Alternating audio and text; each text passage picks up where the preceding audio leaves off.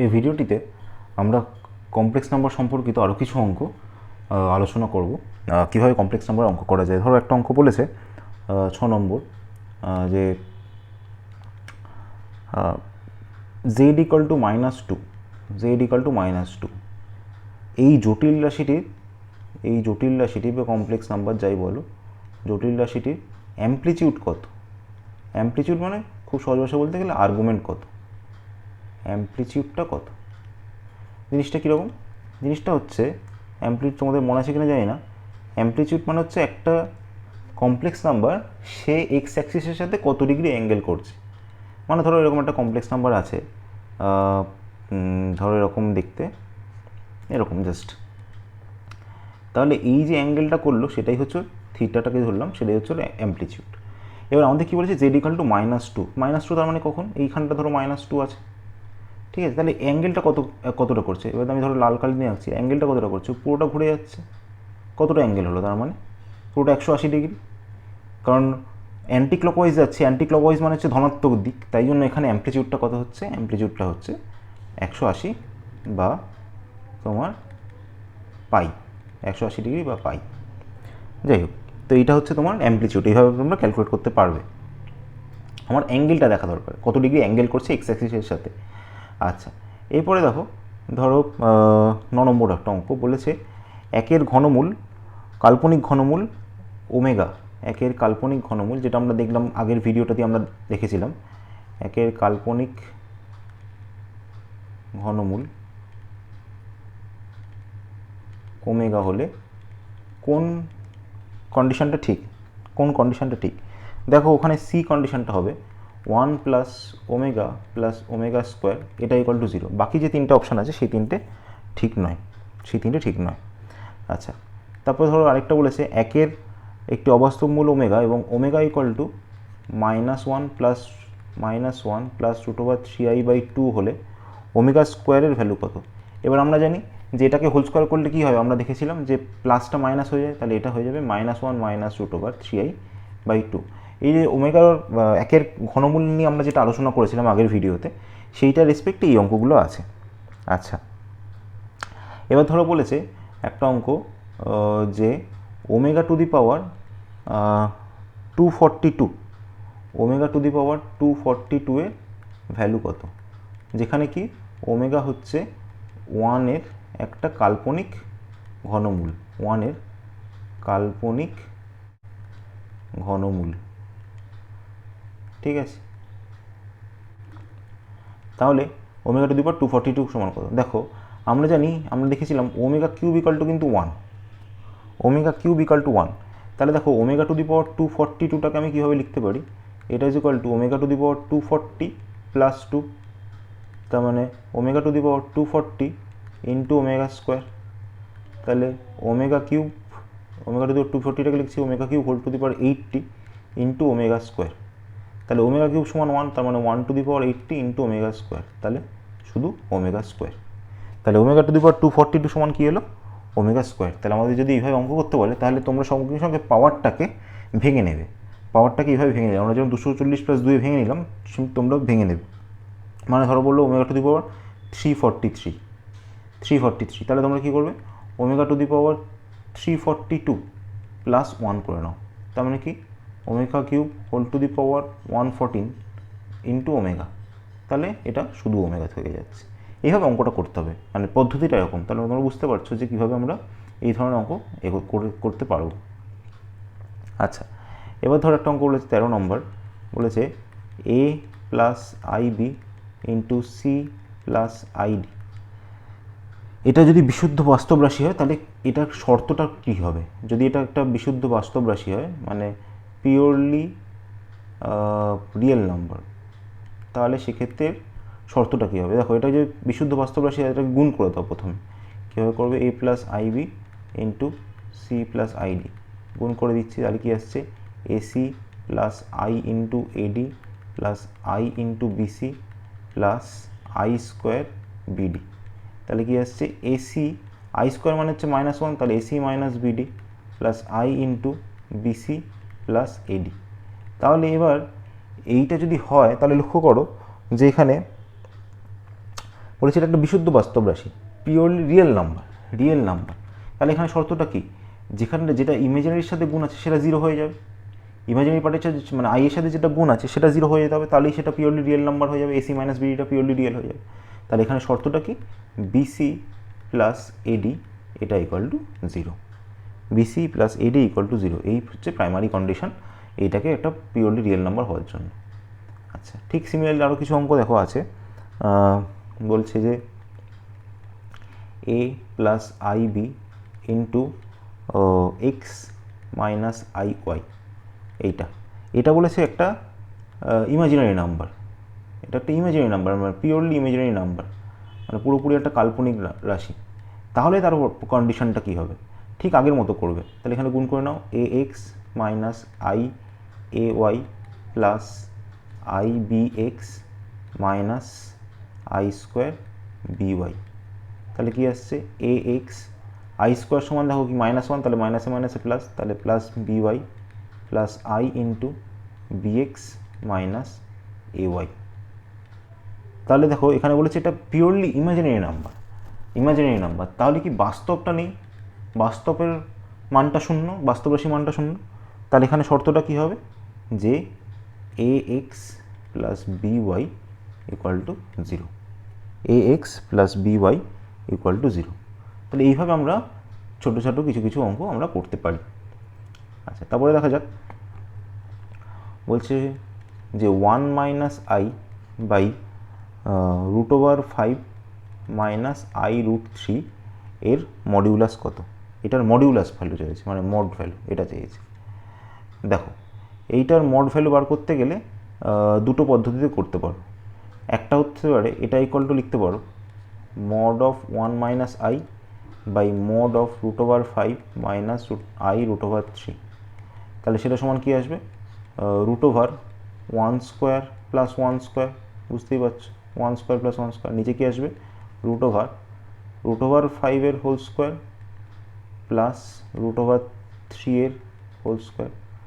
তাহলে কী আসছে, উপরটা লক্ষ্য করো, √1 স্কোয়ার প্লাস 1 স্কোয়ার মানে √2, আর নিচে কী আসছে 5 প্লাস 3, তাহলে সমান চলে আসছে √2 বাই √8 সমান √2 বাই 2√2 সমান হাফ। এই জিনিসটাকে তোমরা অন্য একটা পদ্ধতিতে করতে পারতে। আমরা এখানে যেটা করলাম, ধরো দুটো কমপ্লেক্স নাম্বার আছে ডাব্লু আর Z, W by Z, mod of W by Z equal to mod of W by mod of Z, এইটা অ্যাপ্লাই করলাম। তোমরা আরেকটাভাবেও করতে পারতো অঙ্কটা, এই যে যেটা ছিল অঙ্কটা ছিল যে এটা 1 minus i by √5 minus i √3 যেটা ছিল, এবার সেইটাকে তোমরা নিচে যখনই আই থাকবে তখন সেটাকে অনুবন্ধী জটিল রাশি দিয়ে গুণ করে দেবে। তার মানে কী দিয়ে গুণ করছি, সেই করণীয় নিরসনের মতো, √5 প্লাস আই √3, নিচে কি আসছে √5 minus i √3 into √5 plus I √3।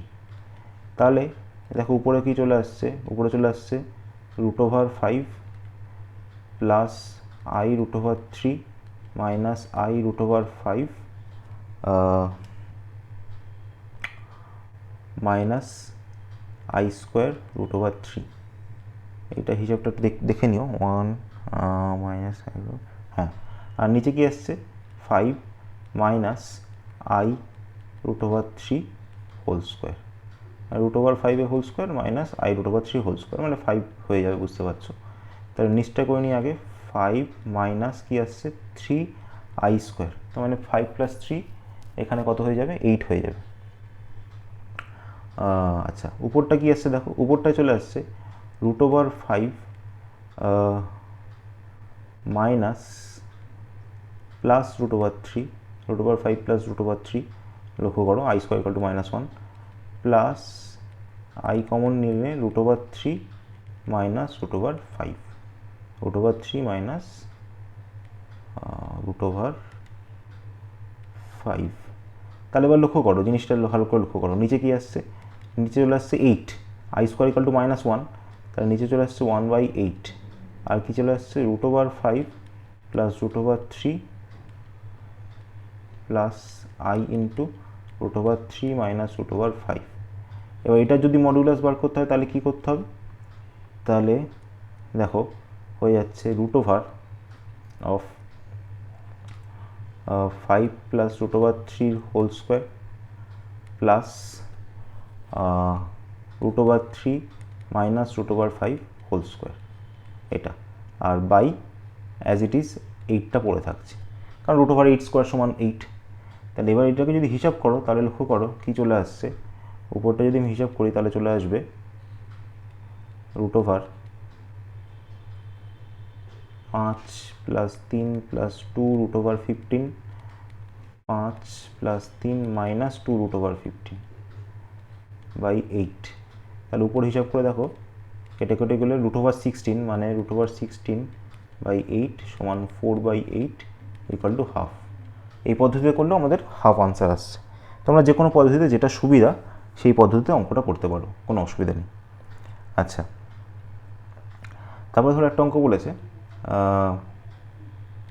অতি সংক্ষিপ্ত উত্তরধর্মী, ধরো 2/2 অঙ্কটা কি বলেছে যে x plus iy equal to 5/-3 plus 4y যদি হয় তাহলে x আর y এর ভ্যালু কত।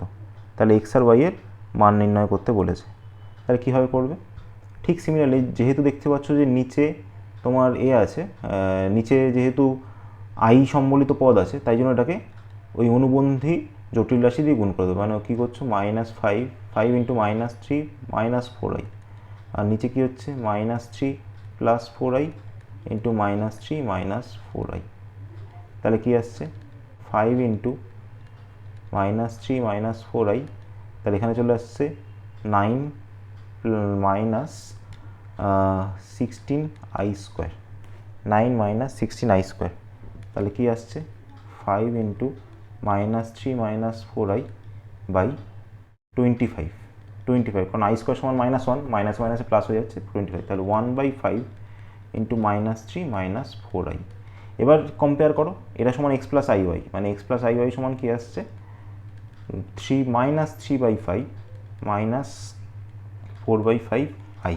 তাহলে x ইকাল টু কত, -3/5, y ইকাল টু কত, x ইকাল টু আসছে -3/5, y ইকাল টু -4/5।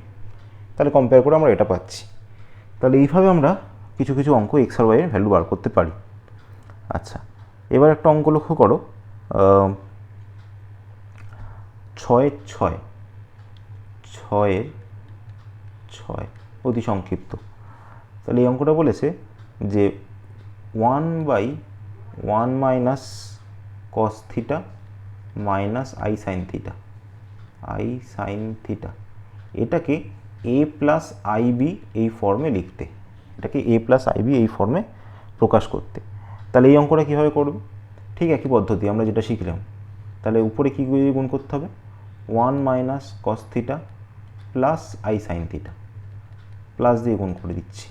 নিচে কী গুণ হচ্ছে 1 minus cos theta minus i sin theta, আর গুণ হচ্ছে 1 minus cos theta plus i sin theta, এই গুণ হচ্ছে।